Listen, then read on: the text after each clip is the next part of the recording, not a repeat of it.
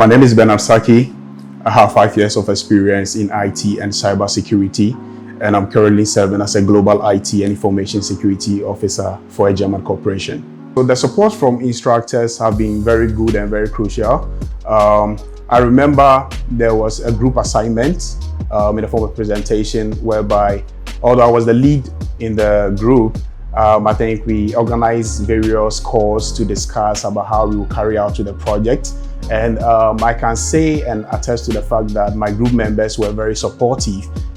If there is a problem or there is a way that we need to carry out with the project, people share ideas, irrespective of each idea. We organize it as a group, as a unit.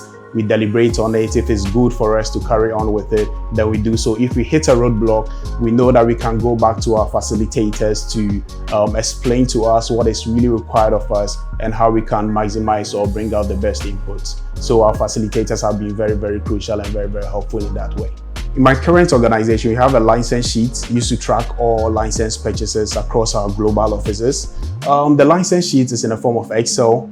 There are a lot of data span across various years, and it doesn't look so good, right? So with the skills that I've acquired from this data analytics fellowship, I've been able to clean the data, analyze the license properly, and I've even designed a dashboard to keep track of the license. So if there is any license purchase or there is any license which has been removed, we will be prompted, and at a glance from the dashboard, we'll be able to track all the licenses that we have across our global offices.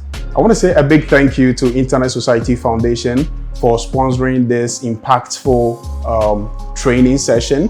I must admit that this particular fellowship has really enlightened me in the field of data, because I've always yearned and aspired to develop a career in data, and I think it has given me, or it has earned me, that kind of skill set that I need to succeed in this industry. So thank you very much.